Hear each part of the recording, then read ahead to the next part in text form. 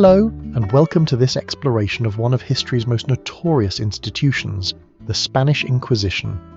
Now, I know what you're thinking. Nobody expects the Spanish Inquisition. But let's put aside the Monty Python jokes for a moment and delve into the reality of this complex and often misunderstood period of history. I've been fascinated by the Inquisition for years, and the more I've studied it, the more I've realised how much of what we think we know is actually based on myth and exaggeration. Today, we're going to peel back the layers of propaganda and examine the facts, and I think you'll be surprised by what we uncover. Let's start with the basics. The Spanish Inquisition was established in 1478 by the Catholic monarchs, Ferdinand and Isabella. Now, it's crucial to understand the context here. Spain had just emerged from centuries of Muslim rule, and the new Christian monarchy was eager to consolidate its power and ensure religious uniformity. This wasn't just about faith, it was about politics, national identity, and control. The Inquisition was as much a tool of state building as it was a religious institution, and that's a key point that often gets overlooked in popular accounts. Your Majesty must provide, before all else, that the expenses of the Holy Office do not come from the properties of the condemned, because if that is the case, if they do not burn, they do not eat.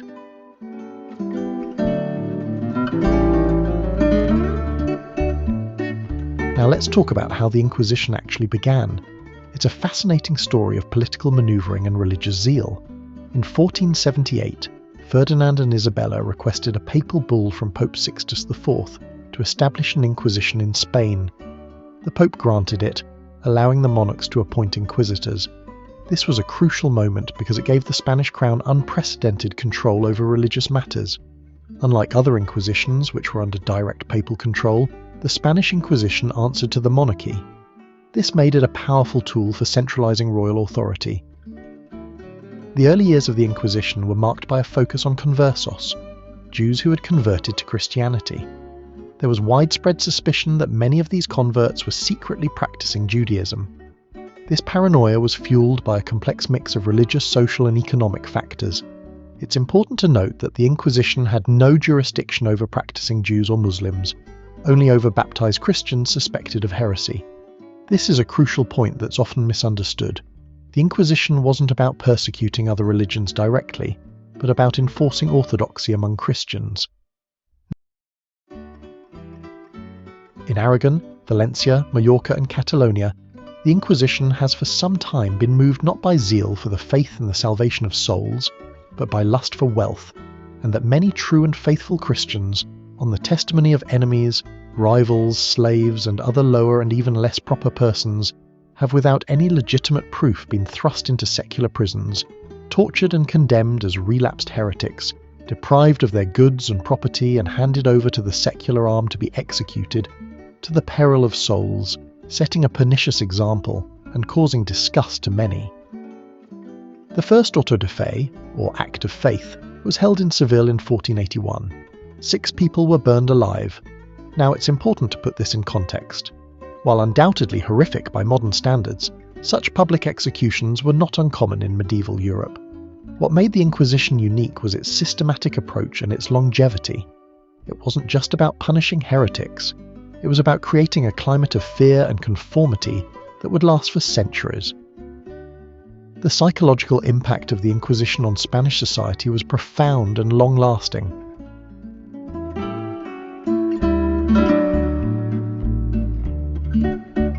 Let's talk about how the Inquisition actually operated. It's a subject that's been shrouded in myth and exaggeration, but the reality is no less chilling. The process typically began with the Edict of Grace.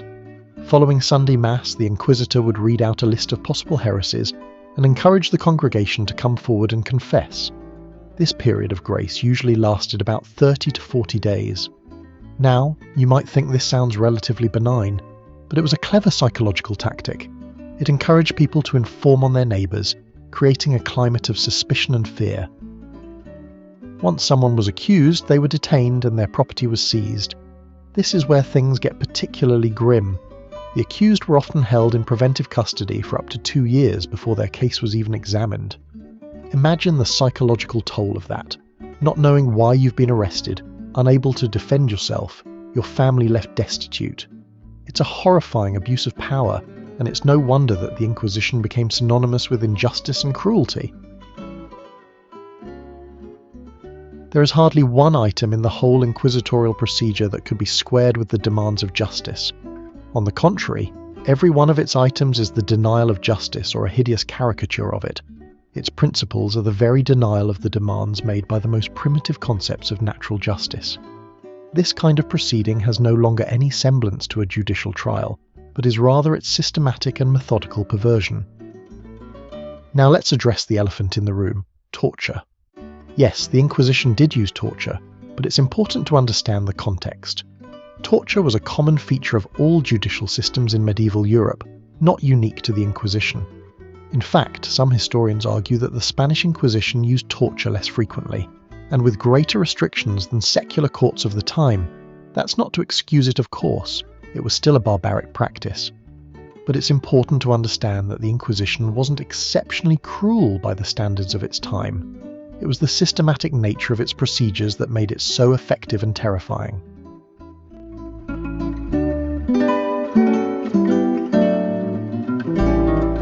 The impact of the Spanish Inquisition on Spanish society was profound and long-lasting. It created a culture of conformity and suspicion that persisted for centuries. The fear of being accused of heresy stifled intellectual and cultural development. Spain, which had once been a centre of learning where Christians, Jews and Muslims coexisted and shared knowledge, became increasingly isolated from the rest of Europe. This cultural and intellectual isolation had significant consequences for Spain's development in the centuries that followed. However, it's important not to overstate the Inquisition's reach. Recent scholarship has shown that its impact was not uniform across Spain and its territories. In some areas, particularly in the colonies, the Inquisition's influence was limited. Moreover, the number of executions carried out by the Inquisition was likely much lower than popular myth suggests. Modern estimates put the number at around 3,000 to 5,000 over the course of 3 centuries. Now that's still a horrific number, but it's far less than the tens or hundreds of thousands often cited in popular accounts. The Spanish people loved their Inquisition. That is why it lasted for so long. The legacy of the Inquisition extends far beyond Spain. It became a symbol of religious intolerance and abuse of power, particularly in Protestant countries. The black legend of Spanish cruelty, fueled in part by accounts of the Inquisition, shaped perceptions of Spain for centuries. Even today, the phrase Spanish Inquisition is shorthand for any harsh, unjust persecution. But as historians, we need to be careful about these simplistic narratives. The reality of the Inquisition was complex, and understanding it requires us to grapple with the social, political and religious context of medieval and early modern Spain.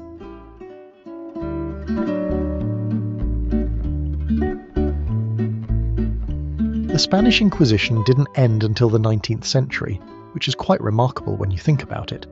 It survived the Enlightenment, the French Revolution, and Napoleon's invasion of Spain. Its final years were marked by a gradual decline in power and influence. By the late 18th century, the Inquisition was a shadow of its former self, focusing more on censorship than on rooting out heretics. The last person known to be executed by the Inquisition was a schoolteacher named Cayetano Ripoll, who was garroted in 1826 for teaching deist principles. The Inquisition was finally abolished in 1834 during the reign of Isabella II. It's a testament to the institution's deep roots in Spanish society that it took so long to dismantle.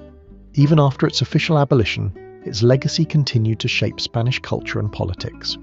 The long shadow of the Inquisition played a role in the anti-clericalism of the Spanish Civil War and the Franco regime's embrace of national Catholicism. In many ways, Spain is still grappling with this complex and troubling aspect of its history.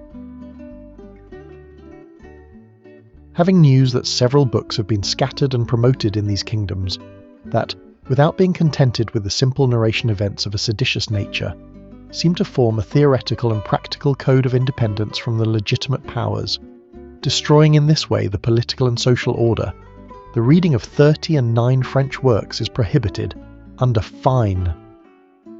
In conclusion, the Spanish Inquisition remains one of the most controversial institutions in European history. It's a subject that continues to fascinate and horrify in equal measure, As we've seen, the reality of the Inquisition was often more complex than popular myth suggests. It was a product of its time, reflecting the fears, prejudices, and power structures of medieval and early modern Spain. Understanding the Inquisition requires us to grapple with uncomfortable truths about religious intolerance, the abuse of power, and the human capacity for cruelty. But it also offers valuable lessons about the dangers of unchecked authority and the importance of protecting individual rights and freedoms. As we continue to face challenges to these principles in our own time, the history of the Spanish Inquisition remains as relevant as ever.